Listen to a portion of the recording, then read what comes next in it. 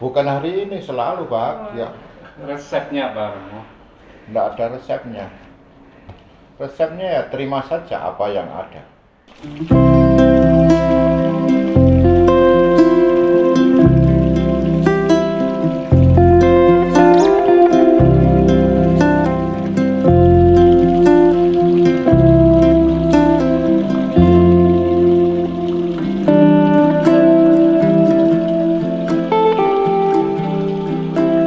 Selamat berjumpa kembali, saudara-saudari terkasih, Bapak Ibu, para suster, para romo, brother, orang-orang muda, dan anak-anak yang terkasih.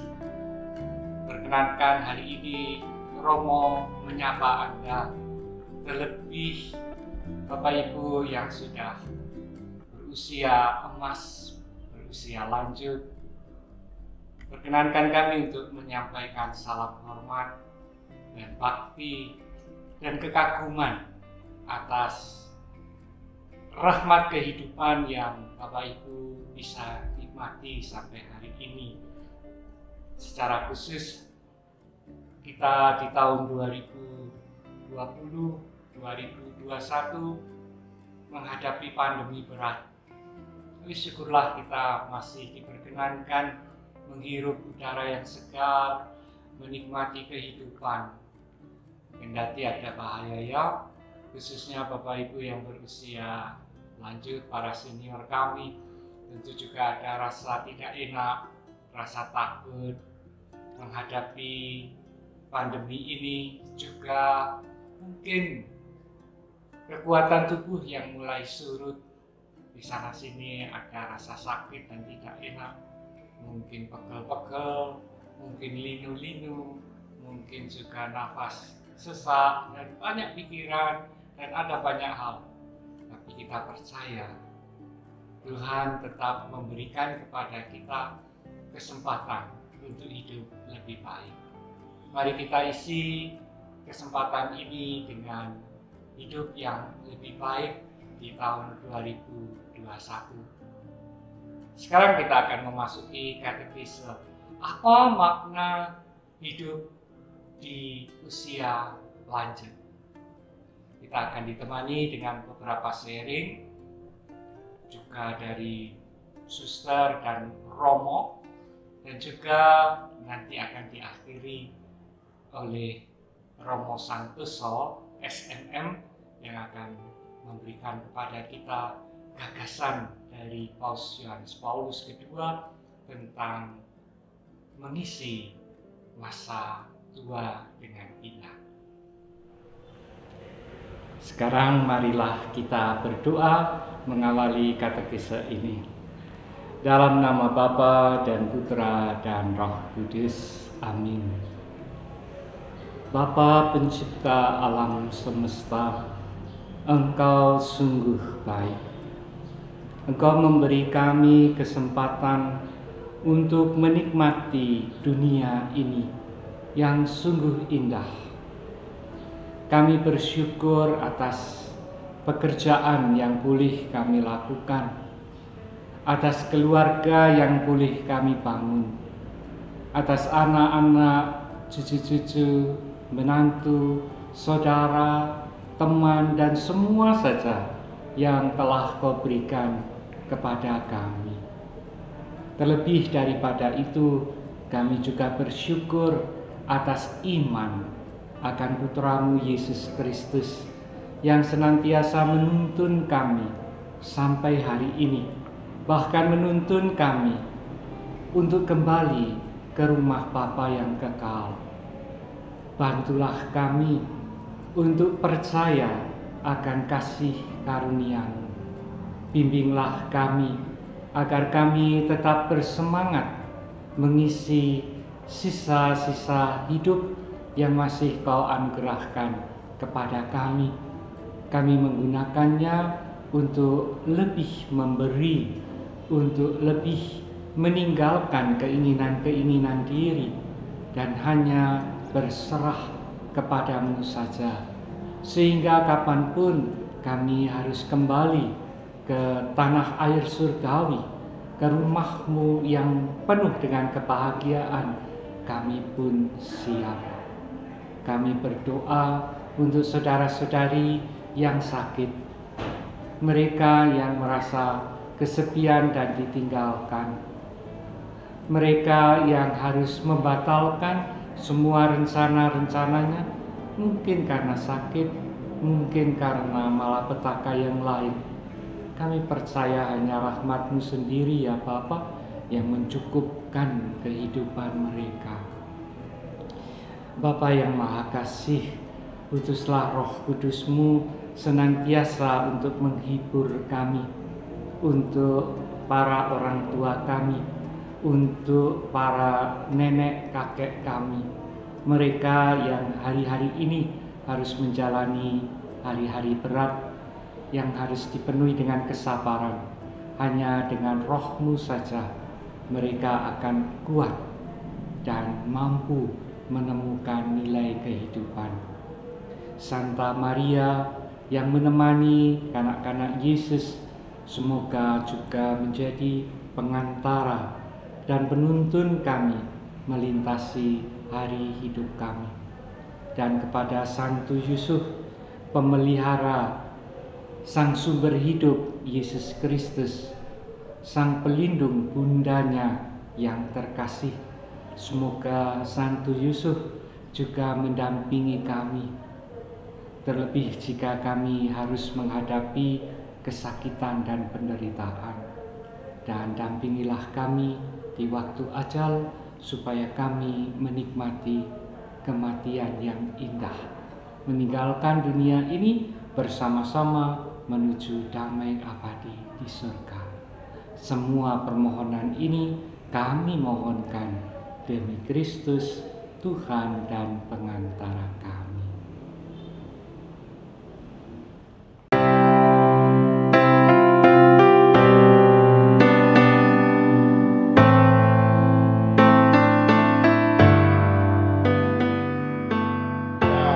Selalu bicara mengenai sakit. Sebenarnya kalau orang bicara mengenai orang yang usia lanjut, sebenarnya orang harus selalu menyadari bahwa usia lanjut tidak pernah dapat dipisahkan dengan usia muda. Jadi tidak bicara mengenai sakit saja. Nah, usia muda, jadi orang itu kira-kira ya, usianya antara 70-80. Nah, itu Mazmur itu, Rom. Nah, Mazmur 90. jadi rata-rata orang meninggal umur 75 tahun. Rata-rata. Tapi kesehatan sudah tambah loh, Romo. Ya, itu nanti dulu kesehatannya. Jadi 75. Oke, rata-rata. Ada yang lebih, ada yang 90. Ada yang mungkin 100, tetapi itu kan langka. 25 tahun pertama adalah masa pembentukan, masa orang membekali diri. Orang di situ sebenarnya membutuhkan untuk ditolong dan dibantu, baik dalam belajar, dalam cinta kasih, dalam moral, belajar semua untuk hidup. Itu 25 pertama. Kemudian 25 kedua sebenarnya adalah masa untuk mengabdi. Setelah memperoleh semuanya, maka dia harusnya mengabdi. Mengabdi berarti memberi, melayani, dan apa yang dimilikinya dipergunakan untuk kepentingan banyak orang. Di samping memberi, dia juga mendapatkan sesuatu. Disitulah kemudian berlaku orang dicintai dan mencintai, terus berlangsung dalam hidup yang refleksif, kemudian hidupnya senantiasa diarahkan kepada pengabdian itu. Sebenarnya harus disadari seperti itu. 25 tahun terakhir adalah satu proses, sebenarnya adalah proses kehilangan atau proses pelepasan. orang harus menyadari bahwa itu adalah proses pelepasan, melepaskan segala sesuatu yang jadi dari kelekatan-kelekatan, karena rela atau tidak rela, dalam proses 25 terakhir itu adalah pelepasan dan kehilangan. Jadi orang akan proses kehilangan kesehatan, ada kehilangan penghasilan, ada proses kehilangan kesehatan, ada proses kehilangan. Jadi mulai dengan harus menyadari bahwa ada pelepasan. Kehendak, keinginan masih terbesar sehingga seringkali terjadi kesulitan untuk membuat harmonis antara keadaan yang sebenarnya dengan keinginan. Keinginan cukup besar, tapi sebenarnya kenyataannya dalam hidupnya mulai ada yang surut. Jadi ada pelepasan dari keterikatan karena surutnya tenaga, surutnya kemampuan, sehingga keinginan itu tidak selalu bisa dipenuhi sendiri. Jadi itulah yang kemudian menjadi orang menjadi sulit, menjadi sakit, menjadi susah, menjadi mengeluh dan macam-macam. Itu karena itu garis besarnya itu seperti itu. Soal kehilangan itu sebenarnya soal wajar pelepasan itu, karena proses sejak bayi sampai orang dewasa ya orang melepaskan, tapi pelepasan itu sebenarnya untuk menemukan sesuatu yang baru. Jadi kalau seorang bayi keluar dari rahim ibunya, sebenarnya dia kehilangan kehangatan, tetapi dia menemukan hidup baru sebagai manusia di dunia. Demikian seterusnya, kalau seorang anak kehilangan masa kekanak-kanakannya yang menggembirakan, masuk masa remaja dengan bertambahnya masalah yang dipikirkan, masalah hidup. Terus orang akan melepaskan masa remajanya, kehilangan masa remajanya, dan akan masuk satu dunia baru, dunia remaja, dunia kaum muda, terus menerus antara kehilangan dan memasuki sesuatu yang baru. Demikian juga kalau orang sudah menjadi tua, dia akan kehilangan banyak hal, tetapi sebenarnya dia akan masuk sesuatu masa baru yang harus disyukuri karena dia akan memasuki hidup baru. Demikian juga akhirnya orang akan kehilangan hidupnya sendiri dan dia akan mati. Tetapi ingat bahwa kehilangan kehidupan di dunia, dia akan akan menemukan hidup baru di dalam kehidupan surga, kehidupan kekal. Sehingga hal seperti itu adalah hal yang selalu orang akan berjalan proses menuju ke sana. Itu kurang lebih. Dan banyak hal yang harus dilepaskan. Mulai dari jabatan, dari penghasilan yang banyak menjadi berkurang, kemudian keinginan untuk pergi-pergi, orang tidak mampu lagi, maka orang yang tidak pergi harus dilepaskan keinginannya. Jadi orang harus sadar bahwa memang banyak hal harus dilepaskan. Yang dulu suka berhias diri, sudah tidak bisa lagi berhias diri, harus dilepaskan. Nah, tubuhnya sudah tidak bisa dihias. Jadi itu normal semua ya? Semuanya sebenarnya normal. Hanya Menjadi orang menyadari sakit, bahwa menjadi tua, menjadi kekurangan segalanya ya, itu suatu proses kehilangan. Nah, orang akan bahagia kalau menyadari bahwa memang dalam keadaan seperti itu wajar, semua memang harus dilepaskan. Hadapi bahwa orang memang itu satu kenyataan bahwa orang harus melepaskan banyak hal. Jadi lama-lama kalau diberi usia lanjut pun orang harus makin lama makin mampu melepaskan. Karena kalau usia 90 akhirnya apa? Akhirnya berbaring toh. Ya, maka segala sesuatu yang itu harus diterima.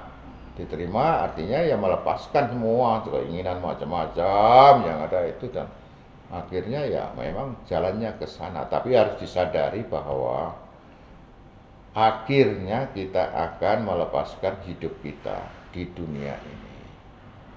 Nah, bekal kita apa? Bekal kita adalah Kristus yang sudah diimani sekian lama, pegang teguh, karena kehidupan di dunia akan diganti atau diteruskan dengan kehidupan di surga yang membahagiakan.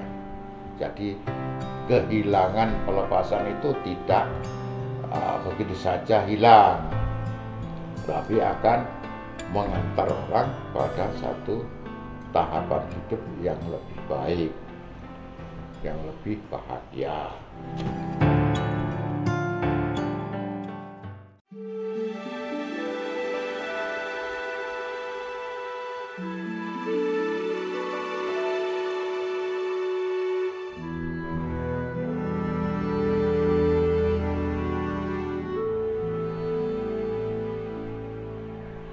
Oh ya, saya Suster Emmanuel. Mungkin banyak dari ibu-ibu, bapak-bapak yang sudah sepuh seumur dengan saya kenal. Saya dulu lama membantu di paroki Ijen. Dan usia saya mungkin ya unda-undi ya, sama dengan bapak ibu, 77 tahun. Wis sepuh, wis tua. Tapi saya tidak berusaha menjadi tua. Saya juga mau bekerja sedikit, karena kita juga mendapat tugas dari Tuhan untuk bekerja.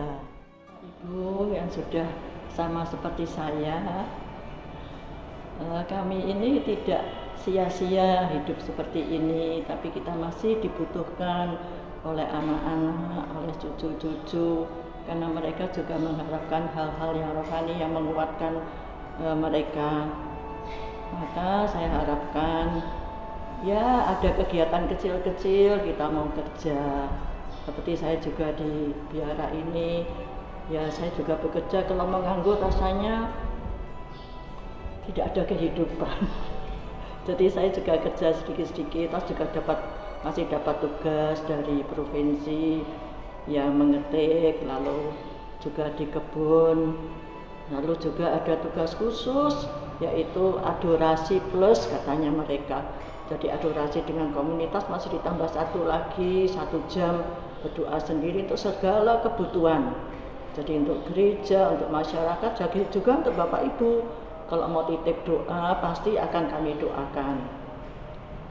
Lalu kalau Anda sampai sakit, kita bertanya, kenapa sih saya ini sakit? Apakah karena saya merasa sepi, tidak ada yang menyapa, biasa jalan-jalan sekarang nggak boleh jalan-jalan? Itu juga harus kita terima, karena bagaimanapun juga kalau kita mau menghormati hidup yang diberikan oleh Tuhan, kita harus berani mentaati aturan itu. Nah, kalau kita lalu merasa kok nggak ada yang mengunjungi saya ya, kok sepi banget, anak-anak jauh, kita buat apa? Ya kita lihat gambar atau kita baca-baca. Dengan demikian kita merasa masih berguna sekalipun 1% untuk keluarga, mungkin untuk komunitas, untuk masyarakat.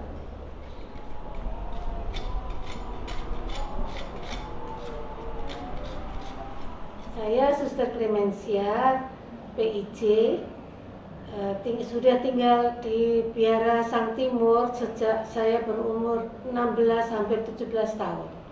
Berarti sudah lama, sudah pesta emas, bahkan hampir pesta 60 tahun. Memang dalam perjalanan hidupnya up and down, kadang-kadang kepingin keluar, kadang-kadang ya tidak, tapi akhirnya dengan doa mami saya tetap bertahan sampai hari ini. Walaupun mami sudah di surga, tapi saya masih bertahan. Saya masih ingat mami dulu ingin jadi suster, maka saya menggantikan keinginan beliau. Dan saya bertahan itu sampai aku mati. Apa yang membuat suster bahagia sampai hari ini? Banyak hal kecil-kecil, hari-harian. ketemu suster, dalam waktu makan, gojek bersama, begitu. Jadi kok tidak ada terbesit saya terus mau keluar saja gitu. Ya pernah memang, tetapi toh cepat berlalu.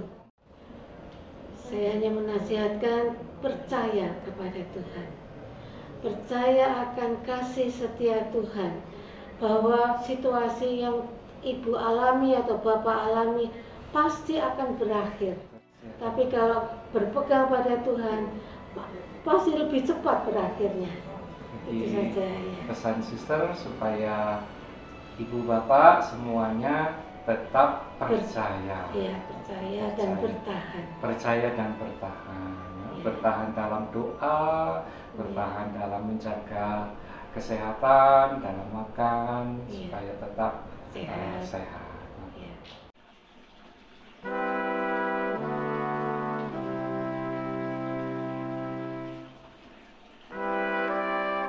Cerita mulai awal, waktu itu Tony ini masih SMP. Masih SMP. Masih SMP. Terus ya ngelirik-ngelirik lah. Iya. Ngelirik-ngelirik terus sering kirim surat, kirim ini. Ngelirik itu. Pak Tony ini ya? Iya. Bukan yang lain. Ngelirik saya. Oh, gitu. Terus, jadi kita berteman sampai 9 tahun. 9 tahun. Setelah itu terus kita menikah di gereja Ijen, diberkati oleh Romo Sis. Romo Sis. Terus Romo Sis pernah bilang sama saya waktu itu di gereja, ini makin lama makin jelek loh. Dia bilang, oh iya, tapi sekarang masih bagus. Kalau pengalaman hidup saya cerita pernah ada kejadian di Bali, Romo. Oh iya. Di Bali waktu itu tahun 83 saya ada pekerjaan di Denpasar. Setelah selesai pekerjaan saya langsung beberapa teman santai-santai di Kute. Jadi di Kute kita renang-renang, tapi memang sudah sore Romo. Jadi waktu itu memang gerimis.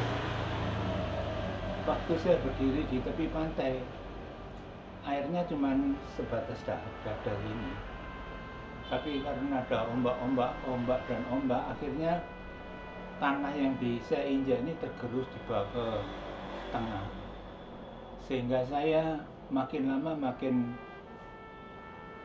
airnya sampai sini. Setelah itu saya sudah tidak bisa berdiri lagi, hanyut dibawa ke tengah sama ombak. Iya, tengah samudra. Jadi saya juga waktu itu gerimis, terus di tepi pantai itu karena jauh, lampu kota itu hanya kecil-kecil gitu. Waktu saya dalam keadaan itu, saya masih bayangkan ini anak-anak saya di rumah gimana Cindy, gimana Lisa. Waktu itu Grace belum lahir. Sambil berdoa mohon Tuhan tolong saya. Dan air laut sudah banyak masuk, sudah asing semua. Mungkin beberapa menit lagi saya sudah nggak tahan juga. Tapi mungkin didengarkan oleh Tuhan permohonan saya. Sehingga di tengah ombak yang besar itu muncul papan selancar dari penolong pantai. Iya, dari rescue. Sehingga saya ditengkurapkan di situ, dibawa ke tepi. Tapi seorang sahabat saya, Nyoman Hendra itu juga insinyur juga di sana. Dia nggak bisa ketolong karena sudah tenggelam. Lagi sudah sore, jadi sudah nggak bisa dicari gitu, karena sudah gelap. Dari pengalaman itu saya merasa saya ini masih diberi kesempatan yang kedua. Iya, jadi kalau dulu kurang baik, saya akan berusaha kali ini lebih baik. Dan apa yang diperlukan untuk kepentingan Tuhan saya akan upayakan sedapat mungkin. yaitu pengalaman sedikit tentang itu, sehingga saya sampai saat ini juga merasa bahagia karena kadang-kadang masih dipakai untuk melayani. Waktu operasi, saya kan operasi pinggul, Ya. diganti dulu.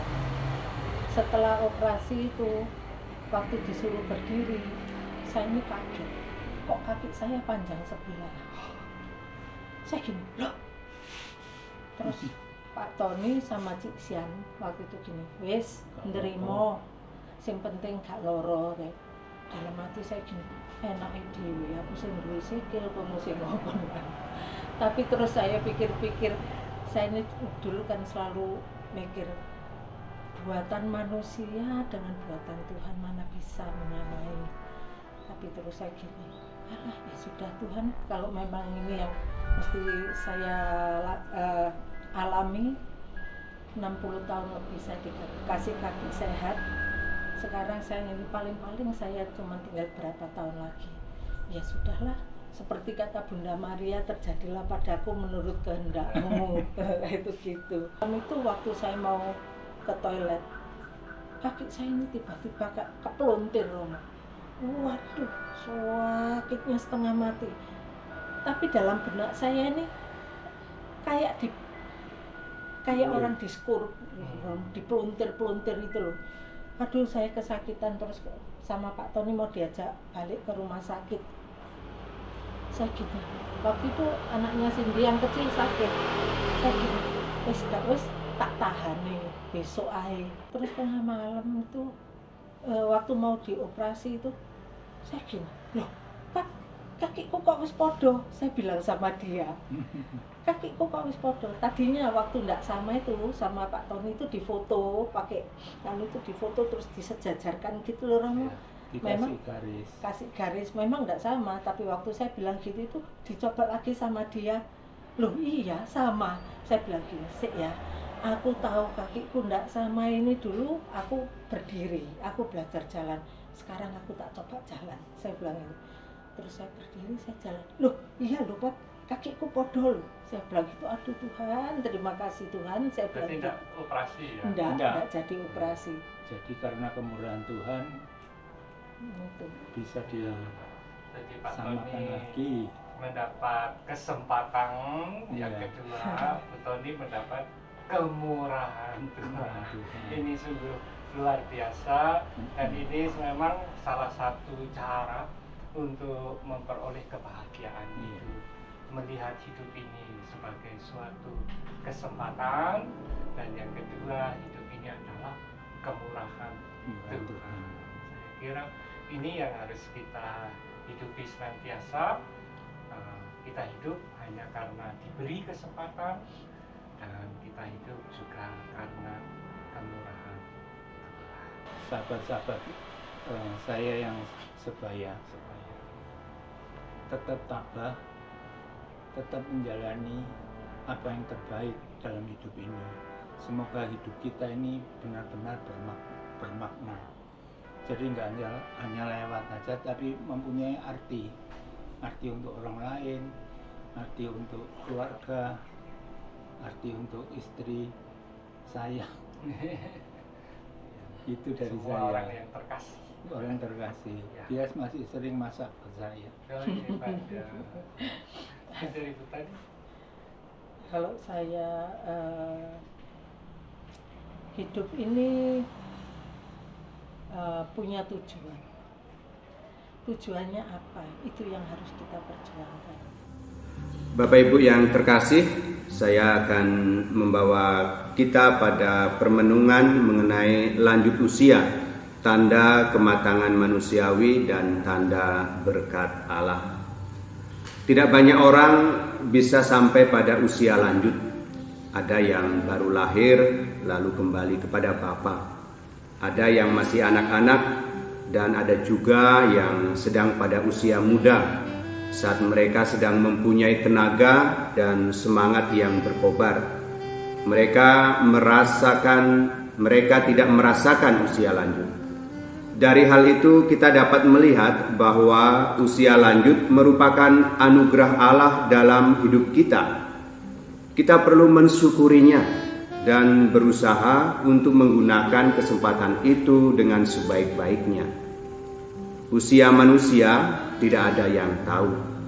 Ketika memasuki usia lanjut, maka perlu untuk mempersiapkan dan mengisinya dengan sesuatu yang membahagiakan dan menggembirakan untuk diri sendiri dan juga untuk orang lain.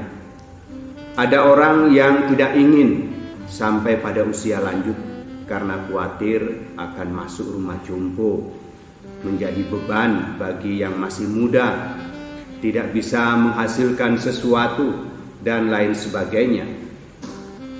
Untuk itu mari kita merenungkan, mempersiapkan, dan menerima usia lanjut sebagai berkat Allah. Permenungan saya berkaitan dengan usia lanjut didasarkan pada dokumen gereja yang dibuat oleh Paus Yohanes Paulus II, yaitu surat kepada umat usia lanjut yang dikeluarkan pada tanggal 1 Oktober 1999. Surat ini memang sudah lama, namun masih relevan untuk menjadi bahan permenungan kita dalam mempersiapkan diri memasuki usia lanjut, secara khusus menjelang akhir tahun dan dalam masa pandemi ini. Paus Yohanes Paulus II membuka surat ini dengan kutipan dari kitab suci. Batas umur kami 70 tahun atau 80 jika kuat, dan hampir seluruhnya susah dan derita. Dalam sekejap mata kami lenyap. Tidak banyak orang yang hidup lebih dari 70 tahun atau 80 tahun untuk ukuran kita orang Indonesia. Kalaupun ada, hal itu harus disyukuri sebagai sebuah anugerah dari Allah. Dan saya sering mengatakannya sebagai bonus dari Allah. Hidup kita setiap hari harus memberi arti untuk diri kita sendiri dan untuk orang lain. Pada saat memasuki usia lanjut, baiklah kita untuk melihat kembali masa lampau dan mencoba untuk melakukan penilaian apa yang sudah kita kerjakan atau yang sudah kita lakukan. Peristiwa-peristiwa apa saja yang terjadi dalam hidup kita, di mana kita mengalami sukacita dan kebahagiaan, ataupun saat kita mengalami kegagalan atau kesusahan dan penderitaan. Kita kadang merasakan waktu ini cepat berlalu, berjalan dengan cepat, dan kadang ada orang yang tidak menyadari karena banyak hal yang harus dikerjakan, sehingga kadang tidak dapat menikmati hidup. Menikmati hidup tidak harus selalu identik dengan jalan-jalan, ziarah ke luar negeri, atau ke tempat-tempat wisata, melainkan bisa juga dengan berkumpul bersama dengan anggota keluarga, bertemu dengan teman-teman, atau juga selalu ada di rumah dengan aktivitas-aktivitas sederhana yang bisa dilakukan, misalnya menanam dan merawat bunga, ya, memelihara ikan dan sebagainya. Secara khusus dalam masa pandemi ini, di mana kita lebih banyak di rumah, situasi ini yang mungkin seperti mencekam, ya, tetapi bisa membawa kita untuk semakin akrab dan betah di rumah. Ya, kebersamaan dan perjumpaan itu menjadi sangat penting. Banyak orang yang kadang kemudian menyesal karena melewatkan perjumpaan dengan orang-orang yang mereka kasihi atau sayangi, atau yang berarti dalam hidup mereka. Dengan melihat kembali perjalanan hidup kita, khususnya menjelang akhir tahun ini, mungkin kita akan melihat banyak alasan, ya, untuk bersyukur kepada Allah bahwa kita sudah memberi, ya, sudah mendidik, sudah merawat dan memberikan diri untuk kebahagiaan kita sendiri dan juga untuk orang lain. Baiklah, kita melihat tokoh-tokoh dalam kitab suci, bagaimana mereka pada usia muda masih juga dipercaya oleh Allah untuk melakukan karya-karya besar. Usia kita akan selalu berjalan ke depan, dan semua manusia akan sampai pada usia lanjut.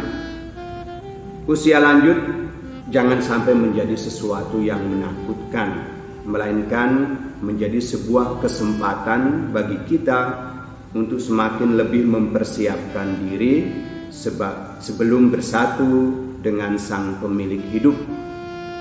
Tenaga dan keadaan fisik mungkin menjadi lemah, namun hal itu jangan melemahkan kita untuk melakukan sesuatu. Kita bisa belajar dari beberapa tokoh dalam kitab suci yang pada masa usia lanjut mendapat tugas dan kepercayaan dari Allah.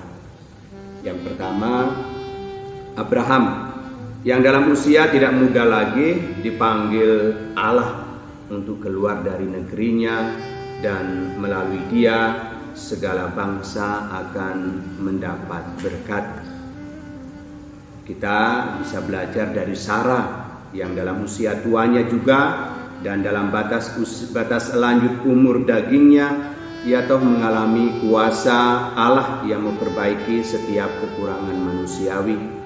Ia mengandung Ishak yang menjadi penerus Abraham. Musa juga orang yang lanjut usia ketika Allah mempercayakan kepadanya perutusan memimpin umat yang terpilih keluar dari Mesir. Tobit yang rendah hati dan berani memutuskan untuk setia mematuhi hukum Allah, yakni membantu rakyat yang miskin dan sabar menanggung kebutaan sampai malaikat Allah bercampur tangan untuk meluruskan situasi yang terjadi. Ada juga Eleazar yang kematiannya sebagai martir memberi kesaksian akan jiwa besar dan keteguhan yang luar biasa. Selain itu, dalam Perjanjian Baru yang dipenuhi cahaya Kristus juga memberikan contoh-contoh bagaimana dalam usia lanjut Allah tetap mempercayakan tugas pada mereka. Misalnya Zakaria dan Elisabet yang pada masa tuanya Allah berkarya dengan sangat luar biasa untuk melahirkan Yohanes Pembaptis. Simeon dan Hana yang berusia 84 tahun, dua orang yang sangat dekat dengan Allah. Dikatakan bahwa mereka senantiasa berada di bait Allah untuk berdoa dan berpuasa. Mereka tidak pernah meninggalkan bait Allah, bahwa pada usia lanjut mereka berdua memberi perhatian yang lebih dalam hidup rohani dengan lebih mendekatkan diri pada Allah.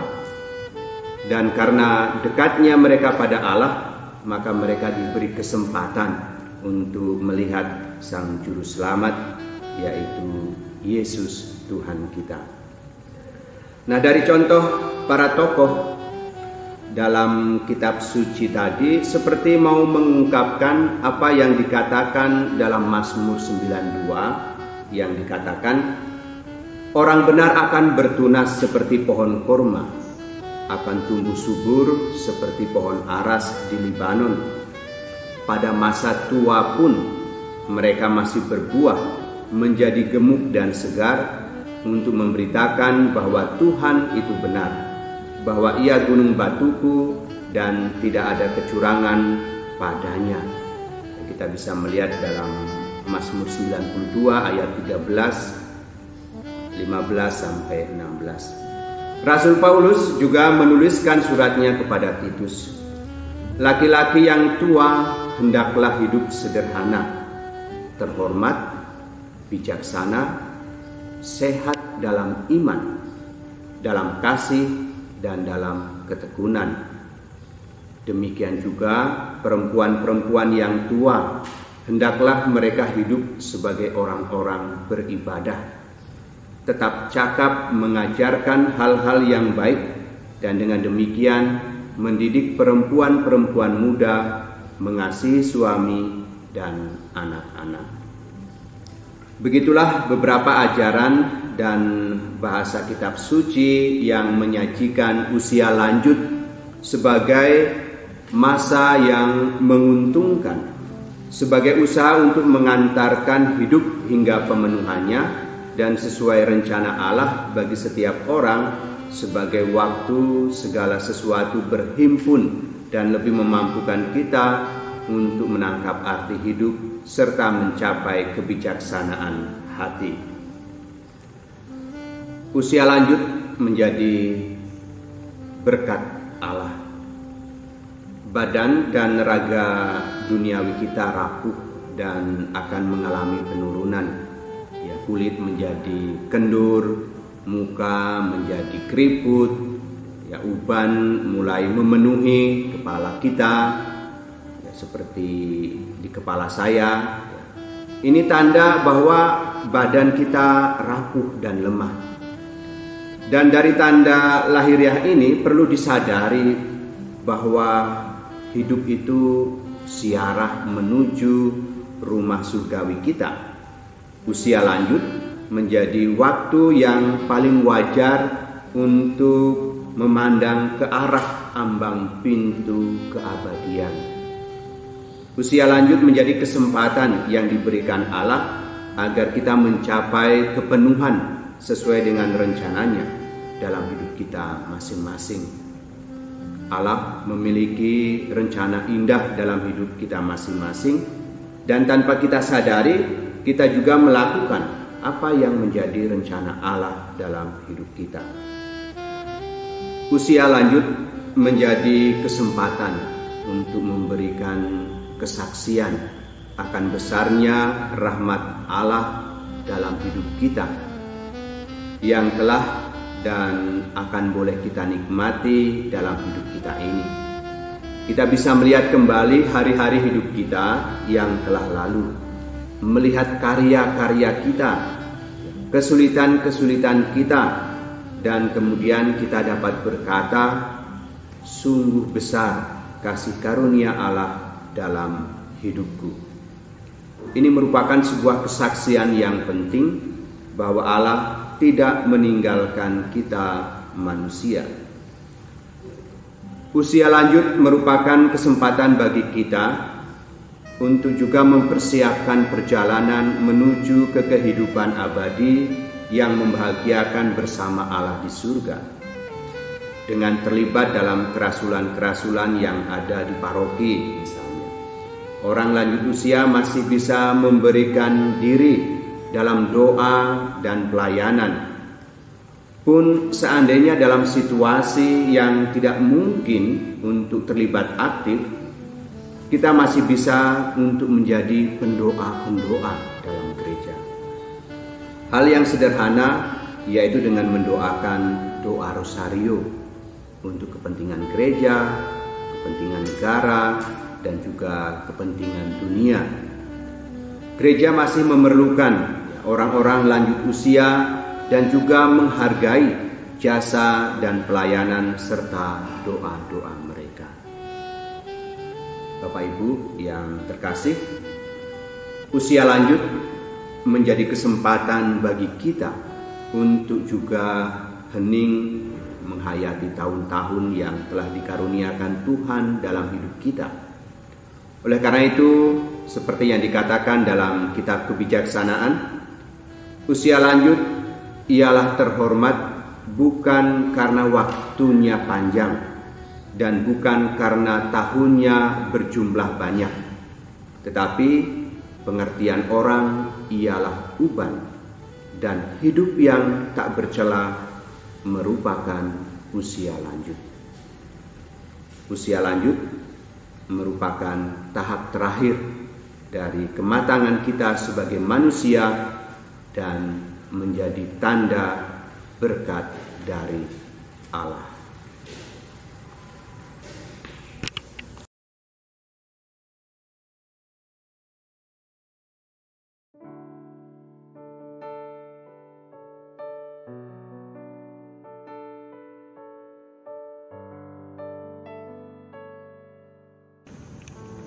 Ibu Bapa umat beriman yang terkasih dalam Tuhan, mensyukuri kasih Tuhan merupakan salah satu cara yang dapat menambah kedamaian dan kegembiraan kita di masa tua. Untuk dapat mensyukuri kasih Tuhan, kita perlu melihat kembali setiap pengalaman di dalam hidup kita, pengalaman di mana kasih Tuhan itu sungguh-sungguh nampak. Kita melatih diri untuk melihat kembali pemberian Tuhan kepada kita yang berupa talenta, hidup, rahmat, serta pengalaman-pengalaman kegembiraan lainnya. Kita perlu melihatnya kembali agar kita mampu mensyukuri setiap rahmat yang Tuhan berikan kepada kita. Dengan melihat pengalaman-pengalaman itu, kita semakin menyadari betapa Tuhan mencintai kita dengan memberikan kepercayaan kepada kita berupa hidup dan rahmat-rahmat istimewa lainnya. Ibu bapa umat beriman, opa oma yang terkasih dalam Kristus. Oleh karena itu, di masa tua berpegang teguh pada sabda Tuhan adalah hal yang sangat penting. Kita percaya di dalam Yesus kita mendapatkan apa yang kita perlukan. Bahkan ketika nanti dipanggil Tuhan, kita dikaruniakan keselamatan oleh karena kasih karunia-Nya. Dalam kondisi apapun, kita tetap harus mengandalkan Tuhan. Sebab kita percaya Tuhan tidak pernah meninggalkan kita. Orang yang hidupnya dipimpin oleh Tuhan tidak akan kekurangan. Demikianlah katekise hari ini. Saya mengucapkan banyak terima kasih kepada semua yang telah mendukung perjalanan kita berkatekise malam hari ini, terutama untuk para frater dan romo dari Seminari Pondok Kebijaksanaan SMM, juga para suster Sang Timur, dan yang terkasih Romo Yatno, dan semua saja yang terlibat. Yuk Bapak, tetap sehat, tetap semangat, tetap dalam lindungan Tuhan. Percaya, itu yang utama. Berdoa, berdoa untuk diri sendiri, berdoa untuk anak cucu, untuk semua karya-karya baik. Terus berusaha untuk melepaskan segala keinginan diri dan berpasrah pada Tuhan. Saya senantiasa berdoa kepada Allah bagi Anda. Kiranya berkat Tuhan menyertai saudara-saudari sekalian dalam